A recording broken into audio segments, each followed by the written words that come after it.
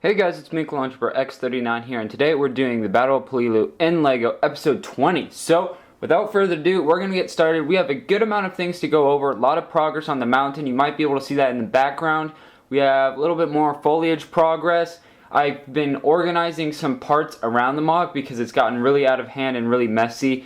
And other than that, let's get into it. Alright, so as you can see, the mountain is coming along quite nicely because I've actually gotten in an order, I think it was for 256 of the 1x2x3 slopes like this. So I've gotten a bunch more of those in because, like I said, I ran out just by doing kind of this perimeter and then doing almost halfway up of this part. And a lot of you guys in the comments down below were giving me great feedback on what you guys thought of the mountain, and a lot of you guys didn't like how it looked so consistent and how they all look like they're going up, and it seems too consistent for a mountain. You know, a mountain's supposed to be rocky, random, you know, there's no method to the madness as far as a mountain goes because it's completely Mother Nature's creation, so there's no pattern, which is kind of hard to do in LEGO. So I have been able to make it look a lot better. A lot of you guys suggested for me to use all of the 1x2 slopes that I had ordered previously for a different technique of the mountain,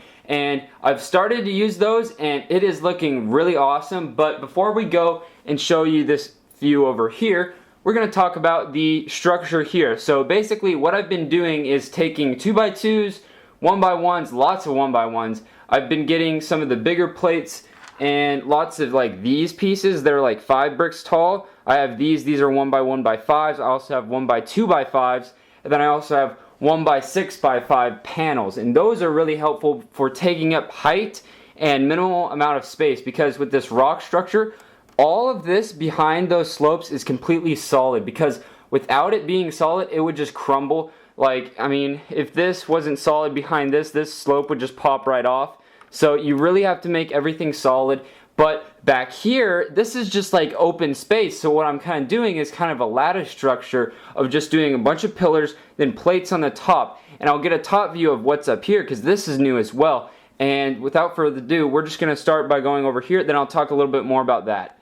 Alright guys, so as you can see, we've made it to the tippy top here. I think this is where I'm going to max out the level as far as height goes, and I'm going to basically put plates all across this top area. And what I've been doing is taking these 16x16 plates. I think it was almost 60 of these at Bricks Cascade. If you haven't seen that haul video, click right there. You can check that haul video out. I got a bunch of these plates, and I was thinking, I can actually use these. The only problem is since they're so wide, 16 studs, they flex a lot. But what I've done is I've taken these Technic beams, I believe people call them, you know, just a brick with a bunch of holes in the side of it, and I've been putting them under here and adding some support. And what that's doing, other than holding the plates up there, is I'm actually underneath so you got the 2 on each side, and then in the middle there's actually 2 underneath to keep it from flexing. But that's basically going to allow me to not have to fill up all this to make it solid, but only make like a top section, almost like a roof. And that's going to be kind of where I'm going to put the bunker, the artillery, the mortar team, and some other Japanese, and some grass most likely. So that's kind of, as far as height wise, that's as high as I think I'm going to go. Let me know in the comments down below what you think. But if we zoom in here on the mountain itself, it's looking pretty good. So let me know what you guys think compared to the last episode. I think I've improved it quite a bit. I've started doing them more random, using some more 1x2s. I've been putting some cheese slopes in there to cover up the studs. And overall, I think it looks really good. I'm going to actually move the camera around and show you a different angle. Alright guys, so this is another view of the mountain. As you can see here, I zoom in. It's looking really good. And just compared to last week's episode, it was looking really consistent. Like I said, I'm trying to make it look as random as possible. But if we zoom out all the way, it's looking like a mountain, I think. And all we have to do is basically continue this all the way down here. So like here down, all the way around. And then we're just going to put plates up there. So we're going to move the camera around. I'm going to talk more about that. Alright guys, so this is my plan. Is basically I'm going to be taking 3 more of these big plates, and I'm going to be doing 2 like this. See, you can see that. 2 like that, and then 1 more out here. And basically that'll allow me to have a giant workspace up here to put a bunker, lots of trees and foliage and whatnot. and you know, enough figures that it's gonna look good. So that's kind of my plan. I'm thinking I'm gonna have to remove this. I'll probably keep these and just extend them up to this height, but actually, let's see. Oh, that I built that into the wall, so that's actually pretty strong. I was gonna rip it right out, but that's kind of where I'm at with this. And it's kind of one of those things, I have to kind of build up the side of the mountain until I get up here, and then I can put the plates on. And it's just really, it just takes time to fill up all this space. If I pan the camera down here, as you can see, all this brick down here, I'm having to fill that up completely solid.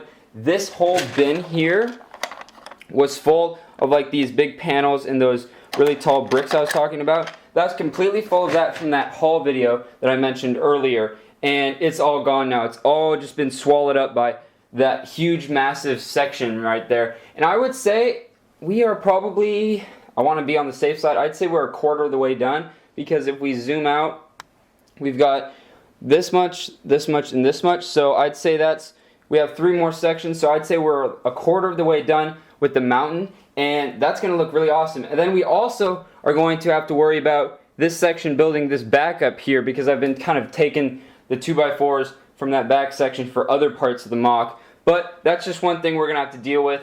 And yeah, so let's move on to something else. Oh yeah, so I took all of these slopes and a good amount of the, let's see, the 1x2s, just put them in this bin, and it's probably gone down from there to there, just from what I've done.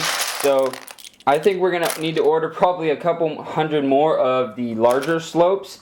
I do have a whole nother bag, I think of 250 of these just sitting right over there. So I don't think I need to order more of these, but once we run out of these, I'll probably order more. If not, I'll probably order more now, because I think it took 2 or 3 weeks to get those.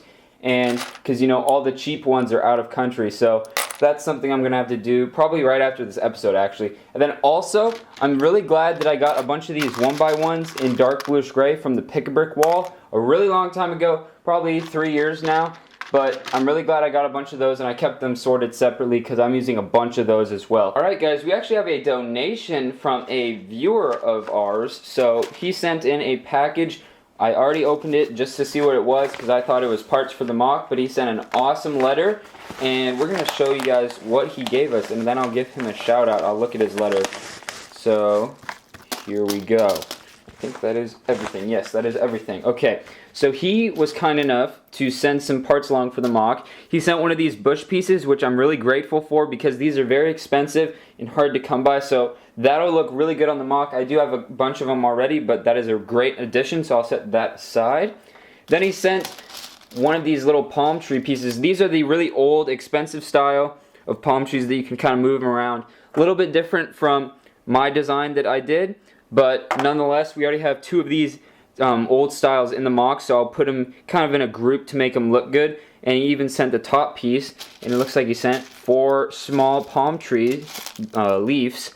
So he basically sent a complete palm tree. Even though it's a little short, that's completely fine. I think I have 2 more of these that I could add just to make it a little bit taller. But other than that, thank you for that. So we'll set that aside as well. He also sent one of these Lego nets, kind of the mesh string, which is really nice. I already have, I think I'm getting together 5, no, not that many, I think 3, and then this one, so that makes 4, and these will go on top of the bunkers on the mountains, and then I'll be putting like grass and leaves on top and sticking up from them, so that's really good. I needed this because I have the ones that are like half this size, and I needed the ones that are double that length, so really awesome. He sent that. Last but not least, he sent a Japanese soldier. So he talked about how he made the helmet, or not the helmet, the hat in his letter, but it's basically, I read his letter, and it's basically one of the Rebel, the Hoth, Star Wars hats, and you just cut down kind of that back part, and then there's a close-up of what he looks like. Really cool, simple figure, I like it, comes with a knife, that's really awesome. I'll put that on the mock right over here, actually. And let's look at his letter. I don't know how much of this he wants to put on. So his YouTube channel is Avid Lego. I'll show you guys that. Avid Lego. So I'll try to find his channel, put a link in the description, go check his channel out. And yeah, it looks like that's also his Instagram. So check him out, YouTube and Instagram. Once again, thank you so much for these donations. And yeah, I didn't ask for these. He was just kind enough to send them in. So once again, thank you so much for the donations, and let's wrap up this video. Alright guys, so before we wrap this video up, basically what I've been doing here is finishing up all the palm trees. As you can see down here, I'm taking all of these leaf pieces that I find. You know, when I'm going through the bins and whatnot to find certain pieces, I grab these if I see them, because these are really nice, especially these smaller size ones compared to these larger size ones. The little ones are really great for putting on the sides of bunkers and whatnot to try to camouflage them and whatnot. Then I've also been going through, grabbing any palm tree leaves. Then I've also been grabbing some of these because those are really useful. And then I also found one of these like firefighter tanks, and hint hint, we might be making a U.S. Marine flamethrower, so you never know. Grabbing those if I see them. Other than that, thank you guys for watching. Thank you Avid Lego for the donations. That's really awesome and really kind of you. Other than that, thank you guys for watching. Let me know what you guys thought of this style of video. Instead of walking around with the camera showing you what I got, been putting it on the tripod, a little more stable, a little more easier on the eyes. Other than that, thank you guys for watching, and peace out. Because these are going to look really nice on top of the bunkers and on the sides of the bunkers to try to camouflage them as much as possible. Then I also found one of these. These are great for the palm trees. Gosh dang it.